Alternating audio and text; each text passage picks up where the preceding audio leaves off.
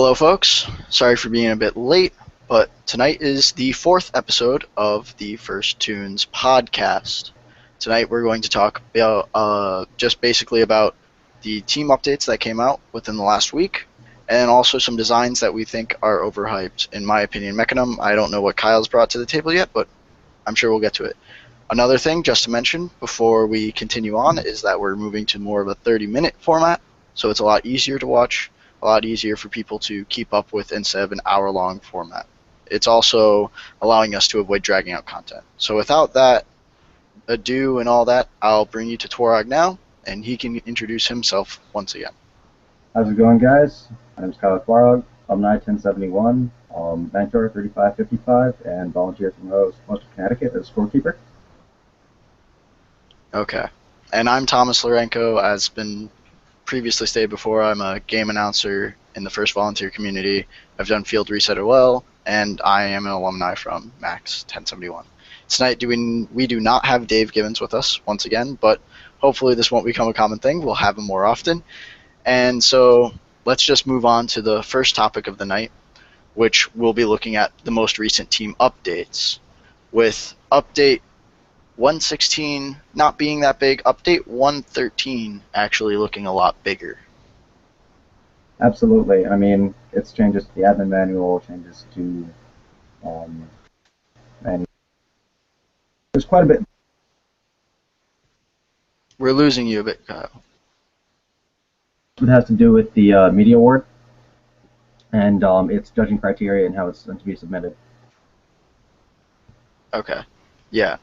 So looking at the media award, in fact, we'll see a bunch of different criteria, which is really good. I think teams need to start considering media more. I really wish we had Dave here to talk about this, because this is more of his avenue. Specifically, it goes over big elements of strategy, overall experience, the digital experience, talking about the first experience, navigation, content, functionality, and engagement. It also introduces the submission process and the submission date, with the start date for submissions being February 1st. I mean, like I said, it's mostly just basic changes to what it is and how to do it. Like you said, that's the submission date. The point content itself is judged on various point scales, which are listed here. Strategy, overall experience, actual design, navigation, content, functionality. It's going to be interesting to see how that plans out. I think it'll end up working pretty well, personally. And I also agree in saying that most teams need to kind of put themselves out a little bit more. On Max, we did quite a bit of that, but I know a lot of teams don't. Which, I mean, that's your choice, but personally, I'm in agreement that most teams need to branch themselves out a little bit and kind of go into the community. And it's a good way to do that. I like definitely how they put a lot of emphasis on content and navigation and other important things that you would normally see in an environment when you're actually trying to advertise your website. Because I feel when it comes to advertising first, a lot of times they put themselves first, which is an important thing. You want to get the message out, but oftentimes they avoid certain aspects that you have to use in the business world. So like actually having points for navigation, if it's easy to navigate around your website, having points for the visual design and whether it's actually visually attractive, instead of just saying, oh, how much do you talk about first? How much do you explain first? How much do you do with first specifically? It's a lot better. It's going to definitely give a lot of different students the opportunity to do a lot of good work on some really interesting websites. Absolutely. I mean, you look at the most successful website within FRC, it's not even the FRC homepage, it's Chief Delphi. That's a resource for all of us to use, and that started out as a team website. So, I mean, it's a good example of, like you said, how you want to get the message out, but you also don't want to just keep hammering the same thing over and over and over and over again. You want to do something different. That's what they did at the time. That's why they, Chief Delphi won the website award over and over and over again, to the point where they stopped entering because in their mind it wasn't fair, as I recall, if I have my history correct. So I mean, it definitely, like you said, gives more incentive for teams to be creative and put the message out there, put themselves out there, but do so in a much more versatile manner. Yeah, I think it's very important that these students are doing that. And my only other concern, which I think Dave would probably agree with me on this one, is there seems to be a lack of social media content in any of the requirements, which isn't a big deal necessarily, because there is an engagement section. And if you use proper social media, you're going to engage your audience more. It's just that simple. But, I feel like it might be lacking that. And it makes you question, you know, how fine tuned are these points? I mean, I guess there's still time to work them out over the years, but it's definitely a good start. I mean, I agree. I will also point out that there is definitely a difference between um, having a good website and having good social media. I mean, Media and Technology Award has usually been more for the team's personal website, and that's probably why they're doing that. Even though they did change the name a while back, I think the main point is still there. However, I do agree that the social media aspect is lacking. They might change that in the future. Personally, I think they won't, just because it kind of is covered to at least a limited extent by content and strategy, um, as well as engagement. But like I said, it'll be interesting to see how that works out. Okay. So I think we've talked about as much as we can on this topic, really, without Dave at least, because Dave would definitely know better than me or you, in my opinion. So we can then move on to kind of some of the updates that happened on 116, which were really small, actually. Specifically, they added rows and tables of the game manual.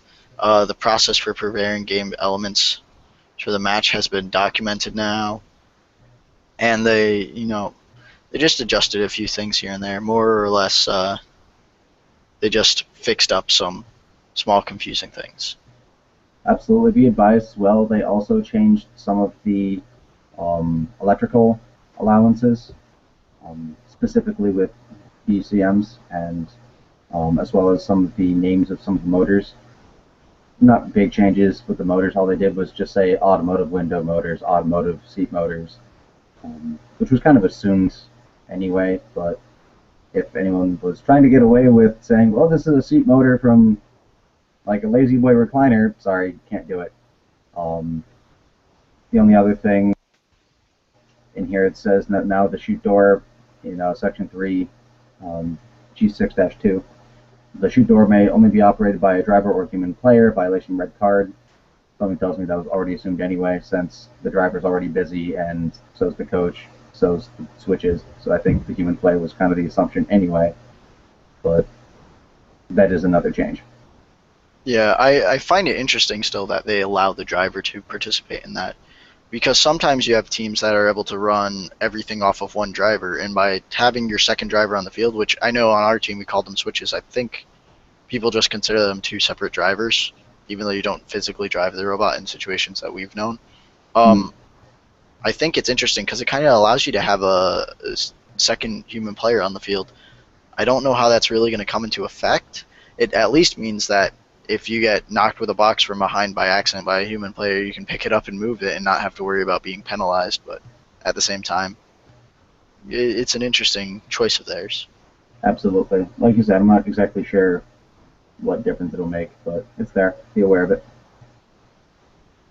The automotive was actually really important too, because I mean, I don't know any other windshield wiper motors, seat motors, or window motors like that are used in the public environment. But door motors, I've seen people use those before for just regular doors all over the place. You go to Target, you go to Walmart, you go to any store, you see an automatic door slides over this way, whatever. In the end, if someone hooked that up to the robot, might be a bit different than just your regular car motor. Absolutely. Specifically, it's probably not made for a 12-volt circuit. That's probably the reason for the change.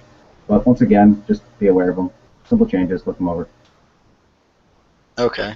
So that basically covers the team updates that happened over the week that we weren't talking to you. So now I guess we should move on to, as I said before, some designs are definitely coming out, or people are talking about designs more often, and I'm getting concerned with some of the designs, whether some are overhyped or some are uh, undervalued. I know. Your big problem is Mecanum wheels. So the thing is like, and it scared me because today I went over to the FRC subreddit and I was reading down the list, and someone immediately had posted, Andy Mark is now out of 6-inch Mecanum wheels. And I was just like, oh God, no, please, no, not all these teams. Because in the end, I think a lot of people have said Mecanum wheels are very good. They're very efficient. But my fear is if your team has not done them before, I don't think this is the year to bet the horse on Mecanum wheels. Because they can work, sure, but at the same time, I feel like if you screw them up a bit, you run the risk of ruining everything for your team. I agree. I mean, 35-55 this year is going to be using Mecanum wheels the first time. It's the team that I'm entering, and we are kind of betting some things on it. However, our analysis was a little different. Personally, we're of the opinion that the versatility of the Mecanum wheels, specifically their ability to transverse side to side, will actually be fairly useful in saving time on the field. Simply because with a drop center skid steer or even four wheel skid steer, you would have to line up to a box. Say you're off of it slightly, whether you're stacking or picking up doesn't really matter. And if you're off slightly, you'd either have to back up and readjust or just drop it where it is and hope it works.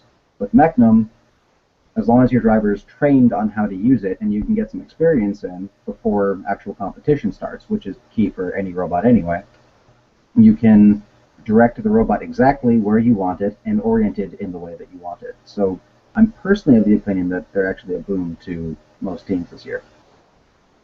So I'll try to explain myself a bit more because I might be coming out of left field saying that I think Mecanum wheels are overhyped. But again, our team has used them 4 times in the past, or 3 times in the past, as you've experienced. My personal opinion, the best time we ever used them was breakaway. I'm sure you agree in that sense. Every other year, I felt like they were very underwhelming. I felt like it was very hard to move side to side, mostly because we stuck with rectangular wheelbases, and also I don't know where the issues were coming from, whether it was electrical programming or mechanical. Little things seemed to just screw with it all the time. If we tried to crab sideways, it would never work properly. It would always be a slight diagonal, or even worse, the motors would never have the power to do so. So that's where my concern comes from. I just know that, sure, moving side to side is convenient, but it's a lot easier said than done, in my opinion, from what we've seen in the past. Absolutely. Beckham wheels are not something to just be slapped on and said, yeah, sure, there's four wheels and four motors. There you go. Wire it up with jags and you're off. First thing you have to get down, this is something that we kind of learned the hard way, there is a proper orientation for Mecanum wheels. If you're viewing it from the top down, it's going to look like the wheels are going to make an X shape across the chassis. If you don't do that, it's not going to work properly. Don't try it. You'll end up squirreling all over the place if it runs at all in side-to-side motion. Beyond that, you mentioned that we had trouble, drifting side to side. Our motors weren't working properly. We also had some problems when it came to the wiring those years. That those were an issue. The years that we did that, the wiring was extraordinarily complex, and we had some electrical faults that were throwing us off. So if you're doing this, you have to make sure that your wiring is pretty much impeccable, because any faults within the jags or vectors or talons or whatever you're using will throw it off, and if you have even one wheel off as you're trying to crab side to side, it's going to end badly. The other thing to remember is that you must have a reasonably centric center of gravity. If you have one wheel or even one pair of wheels that's taking all the force of your robot, it's not going to work properly. And that's where one of the problems on Max that you mentioned, Tom, came in. The second year that we tried them with Locomotion, while they did work, and I was able to use them in competition, and they were fairly helpful, the fact is when the arm was extended or something like that, the front wheels took most of the force, and it was extraordinarily difficult to control properly. Yeah. So my thing also is with this. So I've addressed my concerns of that they're difficult to make or they'll fail depending on what occurs. My other concern is that I'm not completely sold on the fact that the other drive bases aren't as good.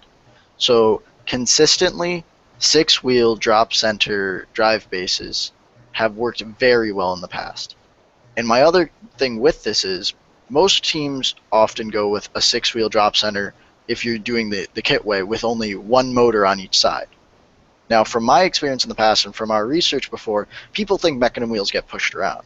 But if you have a four-wheel drive Mecanum robot that is fairly sturdy and it pushes one of those robots that only has two-wheel drive, or, well, two motors for each side, the two-motor robot gets pushed around from what I've experienced before. So I'm not sure if people's excuse of, well, now we won't get pushed around with them is as valid. I'm not sure also if the weight and the effort that's getting put into those mechanisms are really better than what you can do with the other drivetrains. Absolutely. A drop center six wheel is a phenomenally versatile and phenomenally easy drivetrain. It is the most basic and probably most utilitarian drivetrain you can come up with, and the easiest to execute. They work very, very, very well. You can do them with as many motors as you want, like you said, most frequently two. And they do have the downside of not having, especially with the two motors, not having an extreme amount of power and torque. When it comes to getting pushed around, this year I'm not entirely sure that you're going to need four motors. Um, just for sakes of power, never mind having to independently power four wheels like a Mecanum design. I'm not sure you would need to expend that kind of power because you shouldn't have to be pushing people around if you're coordinating with your team properly. So I mean, you are right in saying that that's kind of a moot point. The argument's fairly invalid this year. The one thing I will say though is that you don't necessarily need to use sim motors to power Mecanum wheels. You can use mini sims. You can use those fantastic Andy Mark um, like simulator gearboxes with the vane bots. I personally haven't done that, but you can do it. You can use other motors if you need to, so you can move that power around. You did bring up a good point, though, which is that they're extraordinarily heavy, being that you need to have four independently powered wheels with decent amount of clearance, and they're not exactly the lightest wheels to begin with. So if you're running close to a weight issue, don't use Mecan wheels. Yeah, I will say the mini sims would do a lot for the weight issues, but at the same time, it still brings up concerns with me for what modifications you'll have to make with the frame. So you could skirt around weight issues with mini sims, or I like to call them half sims, I guess, because they're about half the size of the motor, the medium ones. But at the same time, again, as I'm trying to say, you run the risk of making modifications to your frame that risk either A, the integrity of the frame, which I don't think is that practical. Most of the time people ask, will this frame will be flimsy? And most of the time if you have it connected on four sides, you're pretty set. Um, but also if you're messing around with the kit frame, you might lose a lot of real estate for other things. So for example, on the team now, I've seen a lot of work on Mecanum wheels, so it seems to be taking up a lot of space. And it makes me wonder if our devices need to be able to pick up 1 foot high totes or a recycling container. You're not going to have enough space on the robot with all the gunk from the Mecanum wheels. I agree. One comment to bring up with the mini sims is that, as I recall, there is a difference in output torque between the full sim and the mini sim um, at a given RPM. So do check that if you are going to use them. I could be wrong on that, but do check it. As for the real estate issue, I entirely agree. If you have made the decision that you need to have a certain amount of space, for instance, using a large C frame or something like that, where you do not have the space for four independently powered motors, Mechans are not for you. If you're running close to that issue, you're trying to change your strategy or your thinking or the design of other mechanisms of any kind to accommodate for the space of Mecanum wheels, Mechanums are not for you. Your drivetrain should not dictate strategy. Strategy dictates everything. And if you have to change strategy for a drivetrain, you're doing it wrong. One thing I will say though is that there are definitely ways to make it work with a stock frame. One of the big issues is that the frame is rectangular in its stock shape. However, you can just drill the holes farther back and make either a mild C chassis or simply a square drive base, because that's all that matters for wheels. That doesn't matter how big your frame actually is, as long as the center of gravity and wheelbase are proper. So there are things to consider. It is a significant time sink if you're going to do it. However, if you have the time that you do not need to spend in other systems, I still think it'd be worth it.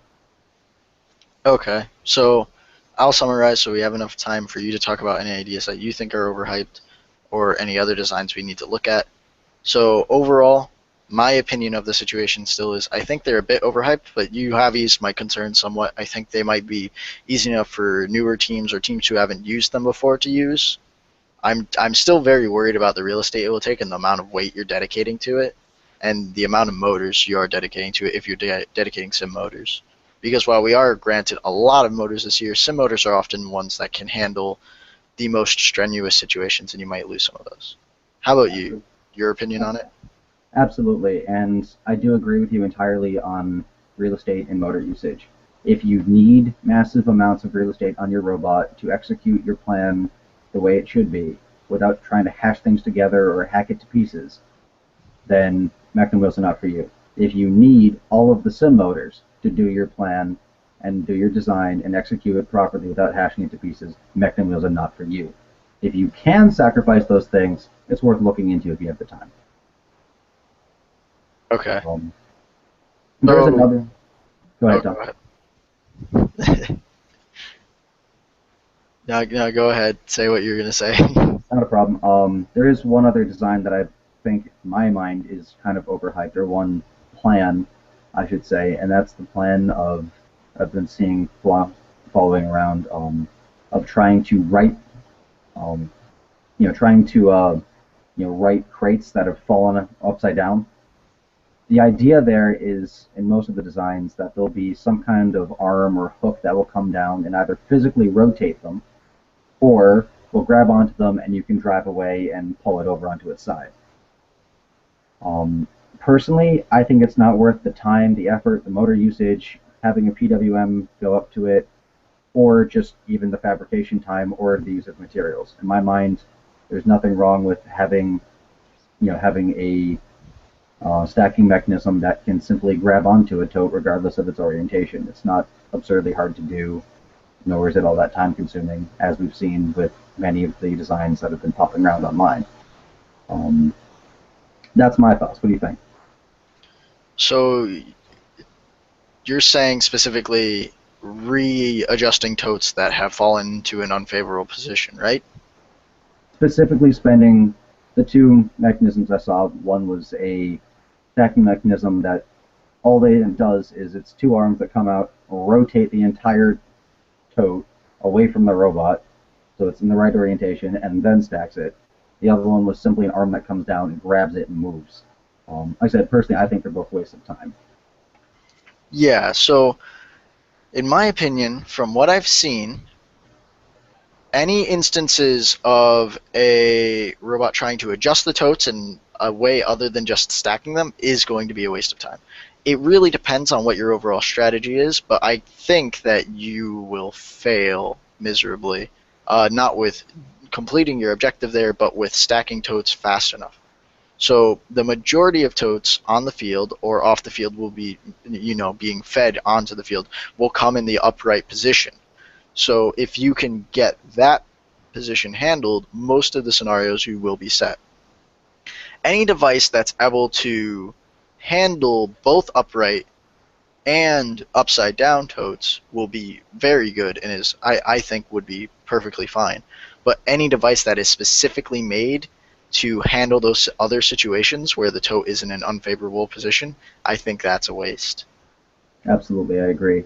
The only other thing that I wanted to bring up real quick was the kind of white elephant in the FRC room, which is the use of pneumatics. Certain people on teams like pneumatics. I'm personally not one of them. I'll be perfectly honest with you. Um, I've seen a lot of people this year try and use pneumatic cylinders to grab onto totes or have, once again, two pincers just come out and kind of smash into it and use friction to lift it. I've seen massive amounts of intricate pneumatic work this year. Personally, I don't think it's worth it overall compared to motors. They can be a little faster. They're really flashy. You get to have nice amounts of tubing on your robot. There's some, for lack of a better term, almost sex appeal, to them. But honestly, I think most of the motor usages are much more reliable in these aspects. So I will disagree with you a bit in the pneumatic sense because while working with a team over my break before coming back here to school was a lot of working with pneumatics. Now, after working with the notorious Matt Carnine on our team, I see the practicality of pneumatics in many situations. Although I will say the ones that you've mentioned sound ridiculous to me. Grabbing a tote with pneumatic cylinders sounds like you're depending on air pressure way too much if you're going to be stacking them quickly. And then also, if you're depending on friction for picking up the totes, then I would never want to leave that up to a pneumatic piston because most of the time when push comes to shove, literally with the piston often loses. From what I've seen, you need a lot of pressurized air to back that up to make sure that it doesn't fail out completely. Absolutely. And while you can have that kind of air usage on a robot, just have quite a few tanks, the fact is, after a certain amount of time, you're either going to run out of tanks and therefore run out of air, or you're going to run out of space and wait on your robot and then run out of air. So, in my mind, either a rack and pinion setup or a lock pulley mechanism are much more practical when it comes to linear actuation. Yeah, I will say for one big point for pneumatics is that there are plenty of other situations where pneumatics can be used this year. I think honestly should be used this year. Uh, I don't want to go into too much detail on a lot of them because the strategies aren't fully developed yet and we don't know what will succeed this year. But I will say I think pneumatics are practical for a lot of things other than just like pushing in on totes. I think there are definitely ways you can get pneumatics to work for picking up totes, just not friction wise, just not push comes to shove pneumatics. I think if you had, for example, a mechanism that shot out and grabbed the totes from one side and lifted them like that, or you grabbed the totes and then shot them up with pneumatics so you can stack on top of another, I think all those designs are reasonable. I think teams can definitely do those practically.